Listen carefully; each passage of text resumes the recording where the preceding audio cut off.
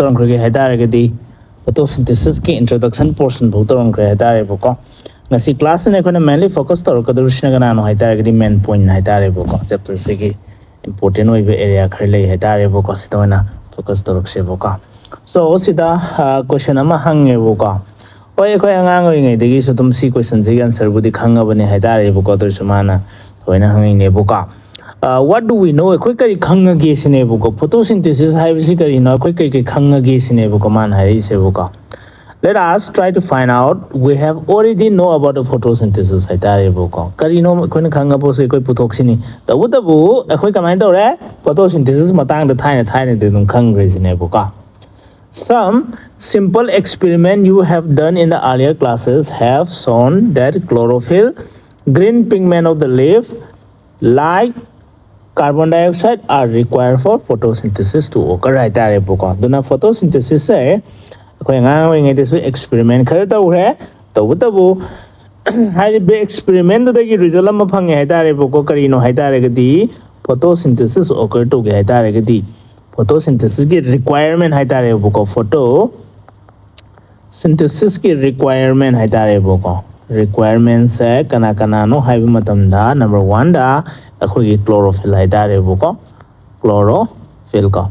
chlorophyll है कनानो मारी नंगा सागी ग्रीन पिगमेंट है तारे बुको ग्रीन पिगमेंट है तारे कदाई द फंगबा नंगा सागी ग्रीन पिगमेंट है तारे गदी पामी द फंगबा नंगा सागी ग्रीन पिगमेंट है तारे बुको अदगी अमना कना दरकार होय गे है तारे गदी नंगा सागी लाइट दरकार होय है तारे बुको कनानो सनलाइट तो होय गदे है तारे बुको अमना कनानो कार्बन डाइऑक्साइड होय गदे है तारे बुको this are the requirement for photosynthesis to occur है तारे बुको so when experiment the ude yengador se karino haitare gidi magi sigi requirement se combine do ga leibno haibu experiment gi form the explanation do ga doine haitare boka so manasi da haire you may have carried out experiment to look for the starch formation in the leaf a vegetated leaf or a leaf that was partially covered with a black pepper and exposed to light haitare boka sida mana haire starch formation ko adu target basic idea matam pukhalake haitare boko karino product of photosynthesis haitare boko product of kanano haitare gadi photosynthesis haitare boko asi kanam to oil lemdre boko nanga sagi starch oi gadoine haitare boko pambi the store oi ba phut makhana mane haitare boko photosynthesis ki through the la gadoine boko adigi photo asigi stars ki matang de khona biomolecules samada tamgre boko si stars ki kamai to ba nanga sagi secondary oiba helical structure lai haitare boko secondary helical structure sigi secondary helical structure sida nanga sagi khona iodine molecule siga hap matam da kamai to bono haitare gadi sigi iodine molecule se kanana hold to khrani sigi starch in a hold over the haitare boko starch in a hold over matung nanga sagi kari color pi ga ba nanga sagi blue color pi ga doine haitare boko adu di starch lairaba kari gum starch lai taragadi nanga sagi khona iodine thada ba matam da blue color on ga doine boko starch masa makti karino haitare gadi colorless oi haitare boko machu laita ba dugumba substance amo ga doine tabu iodine hapsan matam dadi nanga sagi solution do blue color on gani sinde boko sigi basic idea sim khangau se boka so mana kanano vegetated leaf experiment ama yeng se haitare boko karino vegetated leaf haitare gadi sida uri ba structures ni haitare boko no koi ngasai dagi karino kanom picture ama thambasi oi gidini haitare boko this is the kanano vegetated leaf haitare boko vegetated leaf haitare boko kai kauge si leaf se noi uri uramane boko maitelo na kai kauge anyone khangba yaur dem ta hairo ba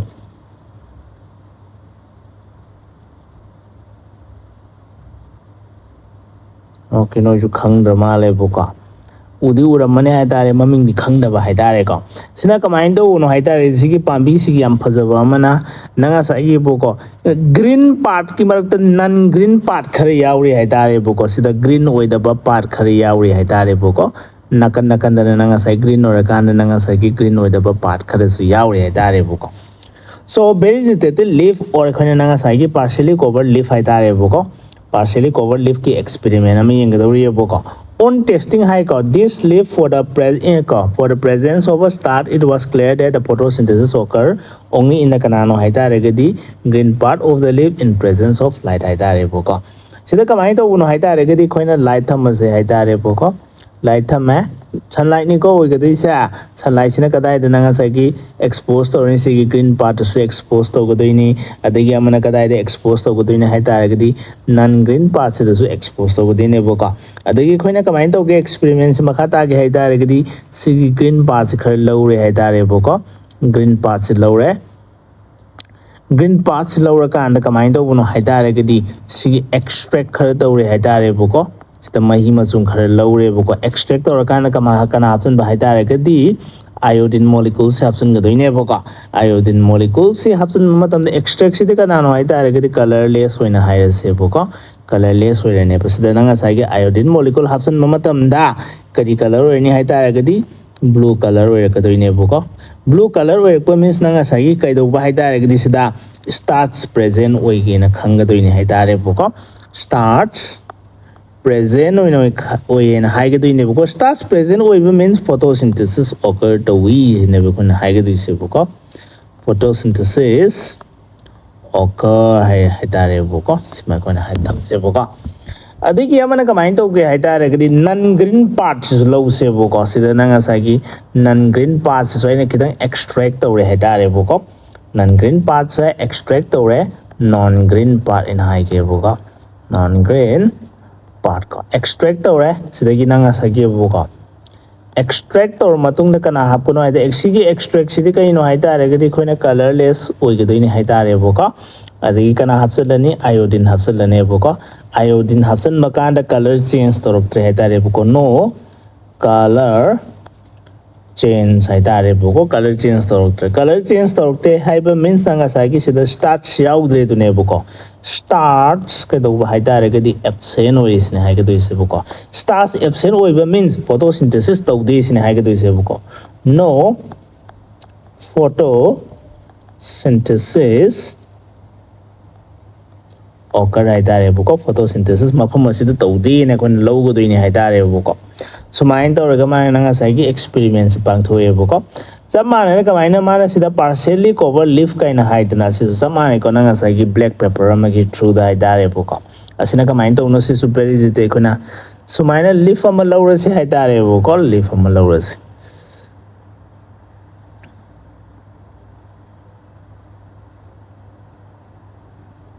lawre ko nanga sai gi si leaf sida kamain to no haidare gadi black pepper na traga black tape to khone nanga sai sumaina mafam khara da napsan gi bai tare buko napsan gi bu sumaina napsan le buko okay khitang phajane ka ke buko napsan khara da napsan la kana nanga sai ka main to ne amamba ka am da pujala ka doi ne buko amamba ka am pujala ka dai nanga sai gi si extract to go doi ne hai tare buko extract to gode adagi sigi amuba khoi kari sa cover to se lokho ka ne sidagi so kana extract to gode ni haitare boko extract to matam da nanga sagi photosynthesis occur to risk kadai do ugodam no haitare ka dinanga sai green part si asigi area do ura ka doi ni haitare ka nanga sai si kana makhum khumjan khiba part asida di photosynthesis to roin haire ka doi ne buko sigi experiment sigi conclusion kari no haitare ka di sida mana pi ri haitare buko sigi very the live experiment ki conclusion di clear that mana haire buko photosynthesis kadai do green part to the way ka kana lai matam da light leiba matam da sine banang ka sai ki conclusion la ka doi se buko so sidagi ne conclusion haipena ha idam ge haitare buko si experiment si conclusion kana no haitare ka di number 1 da sumaina pvi buko only green part haitare buko do photosynthesis in presence of light inherent se buko in presence of light okay in presence of light na second point hab ke to bune buko the 1 point dum ekhona hai gi bi ya tare buko adagi experiment am sulai hai tare buko sinagana no another experiment am pajabe experiment buko so you have carried out where a part of leaf is kanano haitare enclosed in the test tube haitare buko si kana gumma na nga sai gi mole experiment gaina haire su khangne haitare buko mole experiment gaina haire su khangne buko atopa lekta mole experiment ko we buko mana haire leaf ki part ama test tube manung dekho na hapsal sema haire buko containing test tube manung na kana yauba potassium hydroxide yauba haitare buko yauba soak cotton haitare buko karina ma haisin lakse buko which absorb carbon dioxide while the other half of the leaf is kanano haitare exposed to air haitare buko. The setup is then placed in the light for some time. On the testing the presence of the starch letter in the two parts of the leaf, you must found that the exposed part of the leaf tested positive for the starch while the portion that was in the test tube tested negative haitare buko. Okay, karina aduga conclusion si last part se buko sige mole experiment se koina tawge haitare gadi nanga sagi ahan bada test tube ma law se haitare buko test tube tang phajabam tan test tube ta law ge buko smaina test tube sida aina kana han hap ko do ino haitare gadi sida cotton nama hap ko do ri haitare buko cotton nama tawudabu sida ina sinari ba cotton se kamain do uno haitare gadi potassium hydroxide solution da lup bu haitare ka so sigi maming sina kanano haitare gadi cotton haitare buko cotton shock haire gadi khangani ko lupsallura ba haitare buko SOA ke idi haitare buko to potassium hydroxide solution haitare buko so mena mapan na nga sagi container am lawre buko container sida kana yauge haitare gadi potassium hydroxide yaugo dine buko sida lupsal ruba cotton haitare buko sida cotton si lupsal edana lupsal kan test manung sida ina transfer tawzale haitare buko adigi next part na kamain to una haitare sida ina leaf ke haitare buko leaf ki part khara sumaina tangkhai ma haitare buko loinam full da na te haitare buko tangkhai ma nanga sai gi leaf ne na haira ke buko okay leaf ma na bagi khara structure ka reaction lage buko adagi nakan ne khoi gi nanga sai swai de nang na kai dawe haire kani hoba ma le na haire kani buko nakan hoba man ba structure sina ina ka phunjal ka doine haitare buko swai sida seal taw doine buko seal taw doine nakan sida buko ahang mom to le heloi doine buko adagi kamai to uno haitare gadi okay swai de so ahang mo le heloi ke buko seal taw bu cha ke haitare buko sumai okay so sida kai no tharam ge buko seal container haitare buko sealed container haire gadi ke wa sida nungsit air gumba gam ta sangoi haitare buko inside manung sida na kamai to uno haitare ai potassium hydroxide ta lupura bani na nanga sagi sigi potassium hydroxide solution sida ne sida laiba carbon dioxide sing se loine absorb tawrani haitare buko carbon dioxide loine absorb tawrani kari hairam me mana sida tinanga sagi potassium hydroxide sinari sa carbon dioxide se absorb tawna bagi damak tane buko aduduna khona kari khanna biya ge haitare gadi no carbon dioxide in a high se buko no carbon dioxide inside test tube in a high se buko inside the test tube haitare buko तौदबु मपान सिदति expose होइबे पासिर carbon dioxide मैम लेगी दोइने बुको अदुबु नंगा सागी पुलअप सेटअप से कदाइ द थमगे हाइतारे गदि नुंसा मंगान अमद थमसने बुको मान हाइसे नुंसा मंगान अमद थमसि थमकान कमाइन तौबुनो हाइतारे गदि नंगा साइ फोटोसिंथेसिस तौन गदोइने बुको अदगी टेस्ट तौरे हाइतारे बुको सिदगी टेस्ट अम तौरे बुको सिद टेस्ट कमाइन तौब टेस्ट नो हाइतारे गदि सिगी मना तंखाय अमद नंगा सागी सुमाइन हाइसे बुको mana tangkai se buko tangkai ni khangbiya na bai da mungta ida sumaina black line amasing ke haitare kom sinanga sai gi akoi gi inside the contain inside the test tube oiba portion to ne buko inside the test tube oiba portion to ne haitare buko sinanga sai gi kanano exposed part haitare buko to the atmosphere exposed to the kanano haitare gadi atmosphere haitare buko mana nanga sai gi iodine solution or start stage positive negative edu kamain to la kadam no em ning se buko sigi part se na mate khar lokthoi haitare buko ekoi gi expose to part se adu kamain to no haitare gadi sida extract to re haitare buko extract sida nang asagi kari oigani hai taragadi colorless solution amo idineboko si colorless solution sida nang asai iodine hapsala iodine hapsan makana kai dogani hai taragadi iodine hapsan matamda nang asagi starch positive oibigi damakta kaina kana kai dogani nang asagi blue color oilakadini hai tareboko blue color oirakpo means nang asagi kaina no starch present hai tareboko is present. Starch present or hyper means kai do no haitare kadi nanga saigi photosynthesis occur haitare buko. Synthesis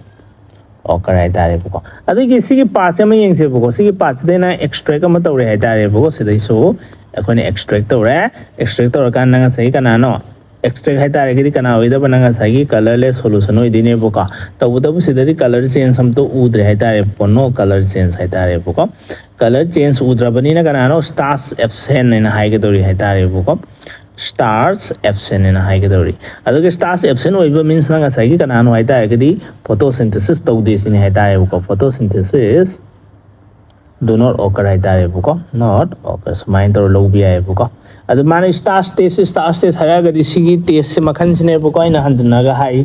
isina kari gi no haitare gadi direct kari no starch test ki exact oiba magi test ne bu ko ina hairam ga doisina bu ko so sidagi khone kai conclusion lo be are see experiment sidagi that carbon dioxide is kind of required for photosynthesis hai tare ko carbon dioxide se dakar hoye photosynthesis to na bi da magta bu ko can you explain how this conclusion can be drawn hai tare ko nang ga sai gi si nang si ki conclusion sida kamai to ga lak pang mi no hi khoina hai gre bu ko noi tara mani hai tare bu ko sigi reaction je ma yeng se haitare buko mane si hang iba question se khona chemistry ke londa da bi se buko okay potassium hydroxide ka kana ga no haitare ga di manung sida lai ga doi sa sigi carbon dioxide se ka react to doi ne buko aduga kana on ga do male potassium hydroxide ka carbon dioxide ki react to ma tam noi chemistry am hai be ki paw ma ta e buko kaya on ga do male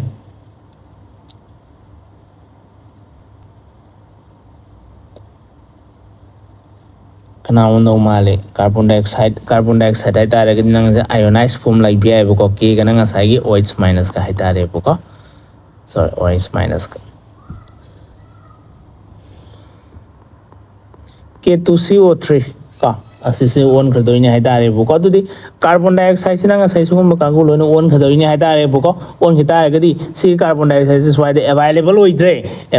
oidrabani na photosynthesis to bi yadre kari gi no akhoina photosynthesis to ga hai tare ga di requirement ahum lei adugi manung sida carbon dioxide phangdabani na khona logudoi ne hai tare buko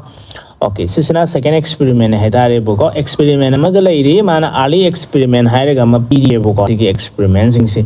ama habit ying mina se dare buko it is interesting to learn about a kanano those simple experiment that lead to the kanano gradual development in our understanding of photosynthesis hai tare ko nanga sai koi photosynthesis tambo sida simple experiment to sing sida kona basic idea ma sagat pe ya hai sine buko hai ga disa adigi sida scientist ama lere Joseph Presley hai tare buko yam power scientist ni oxygen haina gas ama leina mana ahan bane buko puthok ko dise buko so Joseph Presley sina 1733 dagi 1804 hai tare buko in 1770 hai tare mana experiment mayam to we hai tare buko sidagi kari no mana phangadori se hai tare gadi air ki role hai tare buko in the growth of kanano green plant hai tare si sima dekhoi statement based na pi buko duna ekhoi ekhoi ki flow chart ki type ma semam je buko Joseph Presley hai tare buko Presley karamba sahida ai si sahi si supan paloi 1770 si do pan ge hai tare buko mana kai do no hai tare ge series of kai do ba experiment na mataw hai tare buko series of experiment har be series of experiments sidagi kari phange hai tare ge result hai tare buko or conclusion hai tare buko kari no hai tare ge or role of gas air hai se buko nungsit in the growth of kanano hai tare ge green plant hai tare buko growth of green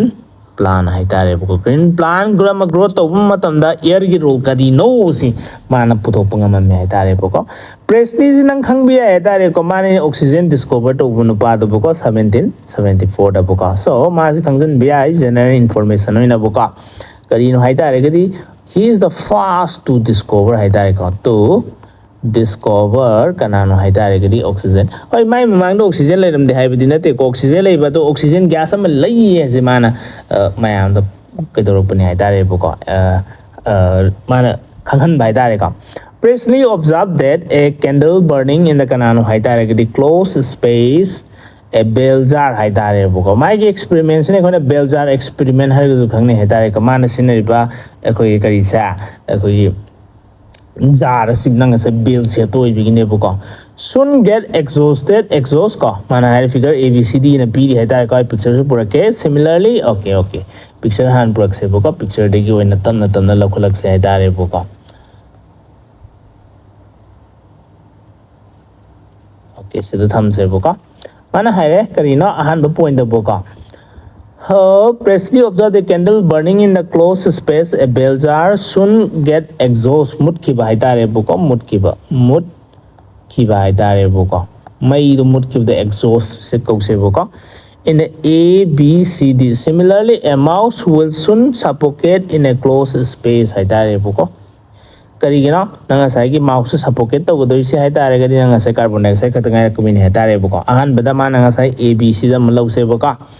So kamain to ni haita regadi sina burning candle ne haita re buko burning candle se kamain to buno haita regadi next step ta exhaust mut khirena trene mut khiba khakta natna nanga sai sidalai bu uchi si ju ke do buno haita regadi si ge doi ne haita re buko okay se ma han mane mana hai mi se buko adigi mana conclusion am lore haita re buko suffocate haita regadi sor phul laga si bu du bone suffocate ko we buko sor phun ba suffocate haita regadi sor phun ba haita re buko sor phun ba haita re buko adigi mana conclusion am lori haitare buko kari conclusion ing se buko he concluded that kanano a burning candle or an animal breathed the air both somehow damage the air haitare buko karino karam be air no ga di kan tak hai de buko mana hai re sigi hingi bu uchi sina kamai to buno haitare ga di kaino mana hoji hai si conclusion do sinna ba haitare ko breathe air nungsi sinna ba and somehow nanga sai gi chai be candle sina su nungsi to sina ka anda surrounding nungsi to palhan de sine bu ko damage the air haitare bu ko sidagi karino kona lakpiya re si haitare ga di mana nanga sai gi air do sina re hai de ne ba adu gi sigi air si amaka manung de yaur be air si amaka kana sina na burning candle si sina ga de ne bu ko aduna kamai to ne ne mon sina matung da sigi nungsi se contaminate to hole sine hai ga de se bu ko ising nungsi mo hale hai ga de ne bu ko both damage the air haitare bu ko nungsi to mon hale bani na nanga sai gi nga laga le namba candle to sumur khani hingale namba uchi to su si khrani sine bu ko mana haire mi se bu ka so but when he placed haitare bu ko a min plan am haitare ko nanga sai gi pambi ma in the kanano same build that he found that kanano haitare gadi mouse stay alive and the kanano haitare gadi candle continue to burn ka sidagi mana experiment makhata re bu ko experiment makhata ba sida kari haira min plan am sida thamme bu ko min plan am thamme haitare bu ko min plan am thamma dagi ka mai matam khare le matam da na sai uchi du dum hingi candle du dum chai sine bu ko mana hai ga dui se bu ko Presley hypothesized as follow haitare ko plan restore kanano haitare gadi air whatever ka breathing animal and a burning candle remove haitare bu adigi mana conclusion am lai haitare bu ko kari conclusion haitare gadi nanga sai khoina mamang de kari hai gra both nanga sai gi uchi si oigera nataga burning candle si oigera mana kai do bu haitare gadi damage the air ne haitare bu ko damage the air nungsi to molhan mane se nungsi to senghan da business ne bu ko hai ga doi se adigi amana kamai to bu haitare gadi sigi plan sina kamai to bu haitare gadi sigi plan sina sigi damage air se kamai to bu haitare gadi amaka restore over haitare bu ko restored over means hanagi form da lakhalakta hanagi form da labni na kamai to ne mo koi sina nga sai gi handana amaka sina ba yagani sine ba ko ne logo doi se haitare bu ko amane damage over amane restored over haitare ko damage to ribe kanana uchi amasung burning candles ina restored over ribe na kanana sigi na nga sai gi pambi sina min plants na restored over ne haitare bu ka okay can you imagine how Presley will have conduct the experiment using a candle and a plant haitare bu ko nang kamai to gi imagine to ne sine bu ko man hari se bu ko Okay, sige logical answer su ko am piak se haitare ko. Remember that you will need to kanano rekindle the kanano haitare gidi candle to test whether it burn after a few days haitare kananga sai matam khare le kan candle se mut katra mut ki roidra ga isine man question mangjali haitare buko. So how many different ways can you think okay that candle without disturbing the setup haitare ko kyam kuina sa kidori ki sine buko. Hoi mana sida hari sinanga sagi kanana logical conclusion ama drone tong na bai damakta hari ini haitare buko adoi koi draw taro mase buko. So akhone kamai to buno haitare gedi sida kona karamba gas la ina haigedori sinanga sai oxygen gas la ina haigedori buko sige oxygen gas hai kamai to kani haitare gedi burning candles na sinarani at the same time nanga sai ki sige mouse na susina gadoi ne ani sina kana puthor kadoi no haitare gedi surrounding sida ani sina puthor kadoi sa carbon dioxide puthor kadoi ne haitare buko ani sina puthor kadoi sa carbon dioxide tabu nanga sai ki sina restore to we plants and restore to we haiba means sige carbon dioxide sina somehow nanga sai ki sige plants na somehow sige carbon dioxide se kanada convert to the mateng pange haitare gedi nanga sai oxygen da convert to the mateng pange sine ba haigedoi se buko adu man hai candle se kyam kuina sa khitoi no sine hange haitare buko adagi hoina haigedori buko khana ngang ngoi da si question sine na candle sina nanga sai tumdri bhodum ja khini gaina hai ko hoi adu haibe na tabi da buko somehow nangna timing ama thingna kani haitare buko karamba timing no haitare gidi kai gumba nanga sai gi carbon dioxide concentration sina wangkhala ba haitare buko oxygen concentration sina yamna tina nemak pa haitare buko sigi matam sida nanga sai kamai to ni nanga sai burning candle su off tar khini adagi nanga sai mouse su sigi to ni haitare buko okay so my name PBI ko adagi amana kana no haitare idi kari gumba experiment se khoina night to ro ba haitare buko night to ro ba nungdang to ro ba nungdang to ro matam da nanga sai gi sigi carbon dioxide su oxygen da conversion se to munga moi ko photosynthesis to da banina amsung nungdang matam da di sigi nanga sai gi candle burning adagi mouse na hetum hinga lei ba haibase nanga su oi biya ro haitare buko sine nangna different way da khan bangam bra sine ba man hairami se buko khoina sumaina khumgadau ne buko sigi answer ja adagi next amag lak se buko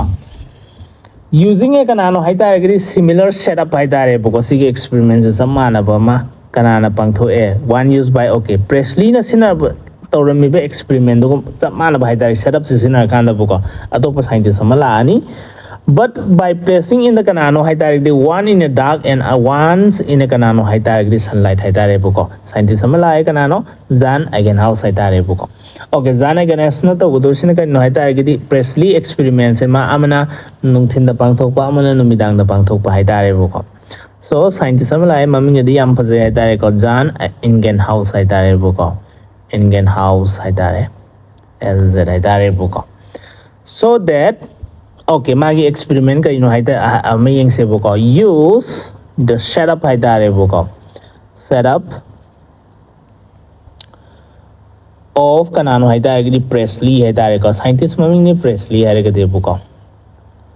tabu bu kamai to no haitare gidi tabu mane experiment to se buko perform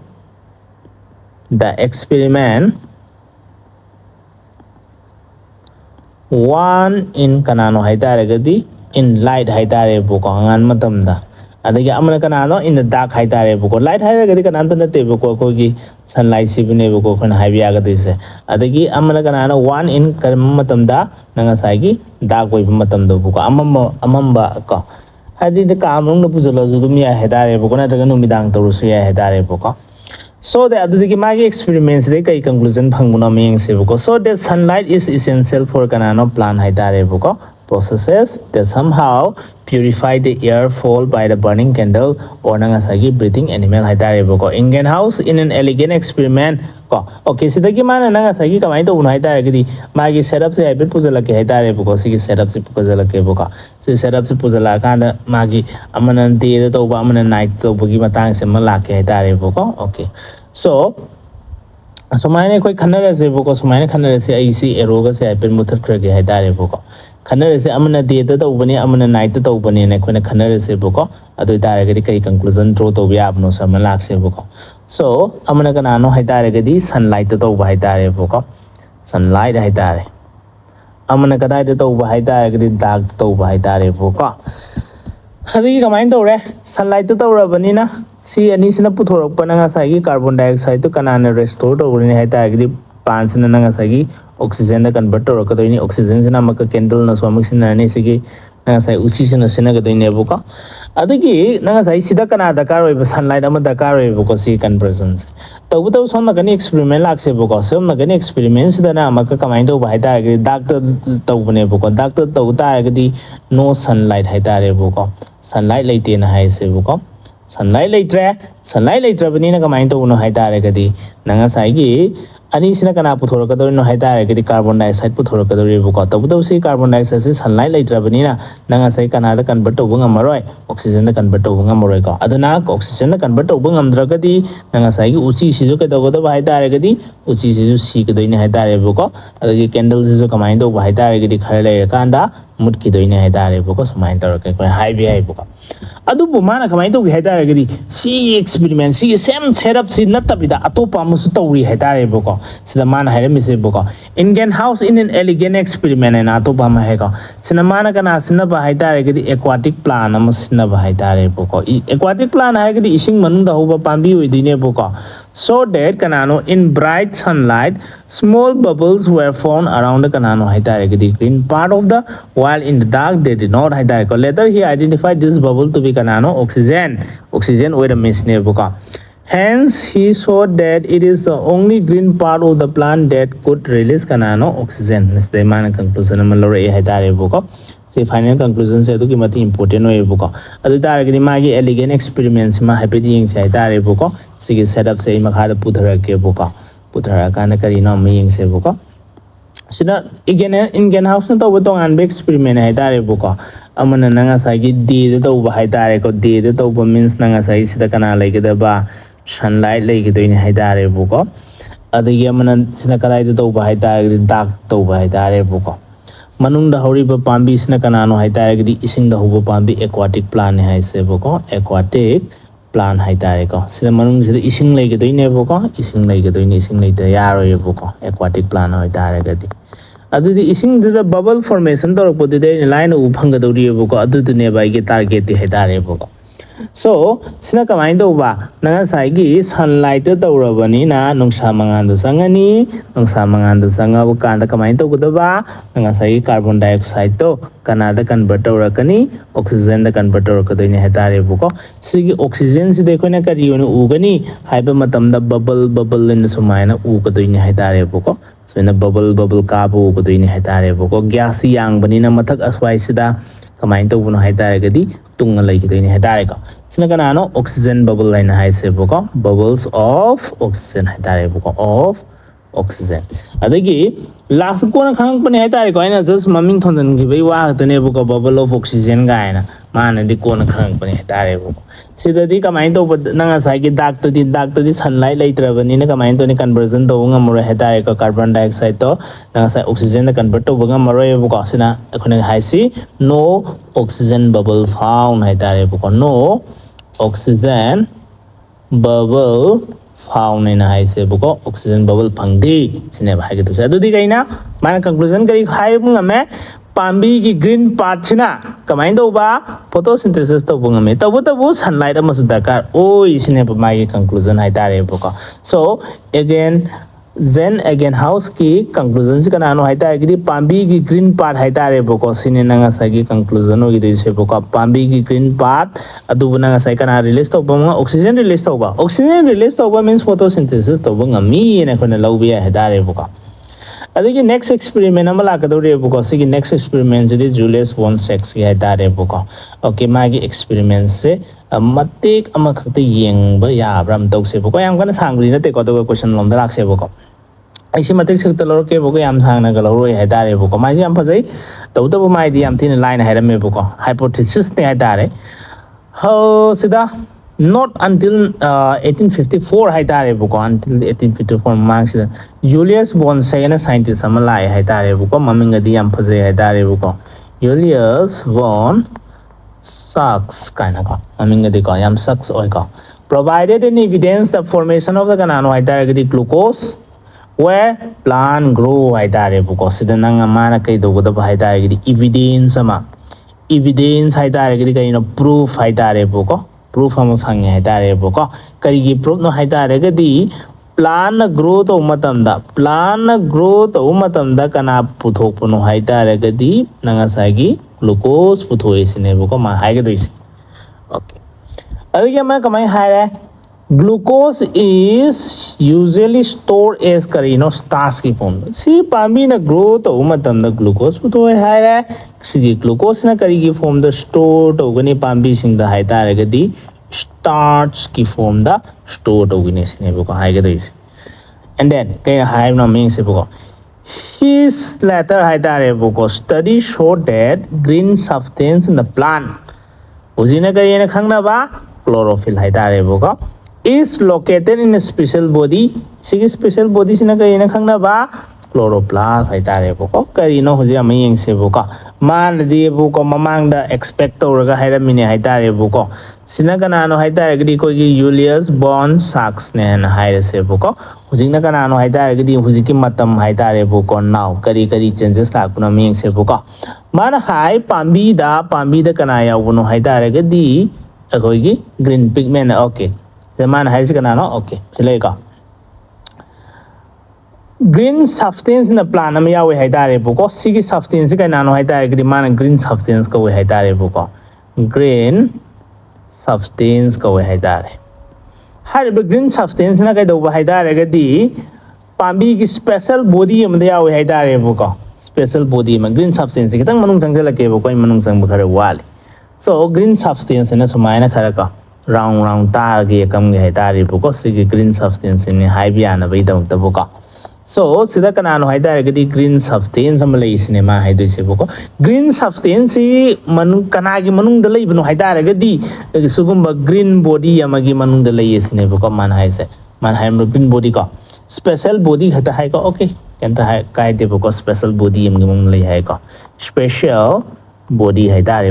adu hujikti kari ko no meng se Julius Bond seng na si ma haira me hujina kai ko no meng se hujina khanna risina sigi green substance hai atai kanam to ramdre chlorophyll oiram sine na haigi doise this is the chlorophyll oiram go doin haitare adu sigi special body sina kana oiram me haitare gadi special body sigi maming na chloroplast oiram me haitare hariba chloroplast ki chlorophyll sida kai do no haitare gadi photosynthesis thokadoini haitare photosynthesis tawrani photosynthesis tawrakanda nanga sagi kana puthoraka ba akoi nanga sagi glucose puthoraka starch ki form the store do gone sine kona haige doise okay adigi within the plant cell haitare he found that the green part in the plant is where the glucose is made haitare sigi green part sida glucose hagadoni and then the glucose is kari from the stored over starch from the stored over haitare sina kana ke no Julius Bond se ke haitare store se kari from the stored over no so important hoy kana gi experiment na tra kana gi hypothesis ki matung ina lag puno so hayang question adum hang pi ai okay sigur related hoy question na mani to try to gize okay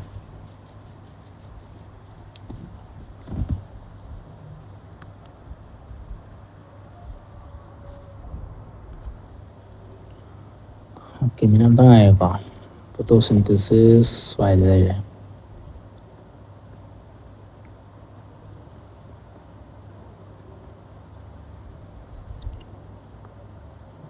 okay ngarang iduga dum mana na khara question khuma su ya tare sida photosynthesis is an important process for life because hai kari hai do male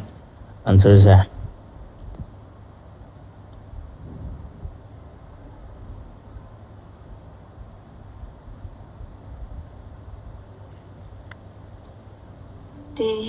the loinamak ya tare put ki source only natural process ne sunlight utilize fazan do bai tare adagi the process carried out by the green plant by which synthesize organic compound photon it is a kind of process no ye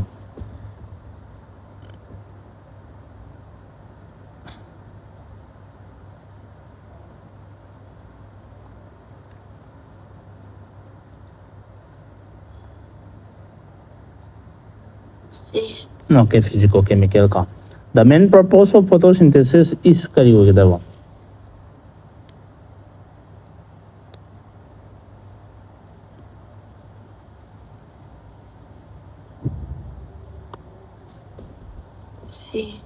okay na silent energy to chemical energy to convert to ngam bai tare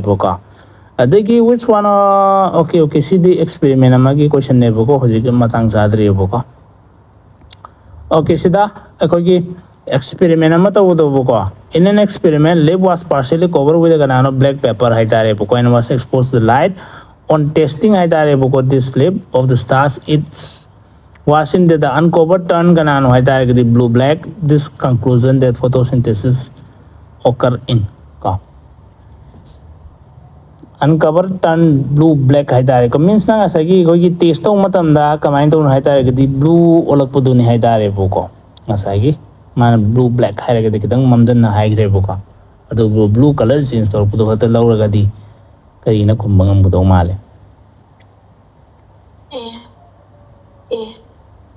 photosynthesis kadai the green part occur to begin haitare boko adagi experiment am su to in half life experiment ka adagi a part of the leaf is kanane enclosed in a test tube containing potassium hydroxide short cotton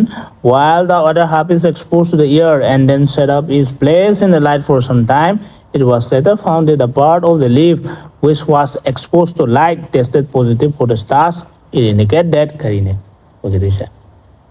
D. Carbon dioxide is essential for the photosynthesis because carbon dioxide solely do not occur as carbon dioxide is absorbed by the and not available okay adagi Joseph Priestley experiment ama haidare ko observed that when a mouse alone was placed in a closed bell jar in a burning candle it was suffocated and burning candle exhaust but when the mouse is placed in a mint plant in the same bell jar the mouse stay alive and the candle continue to burn. What he conclusion from the experiment?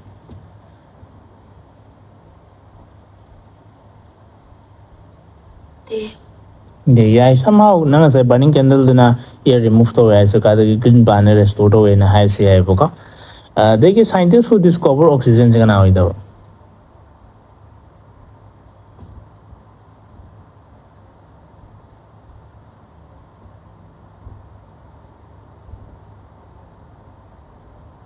kana hoida okay so Priestley dare boka Zan Egenhaus did an experiment with an aquatic plant and concluded kai conclusion B man. B. Green part kata buka. Ada sunlight is essential for photosynthesis kan आगे experiment की conclusion no ये.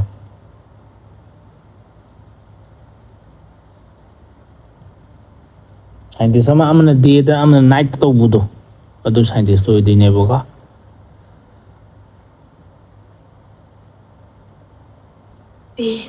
B house. Who provided the evidence in a green part of the plant glucose is produced and stored as a starch?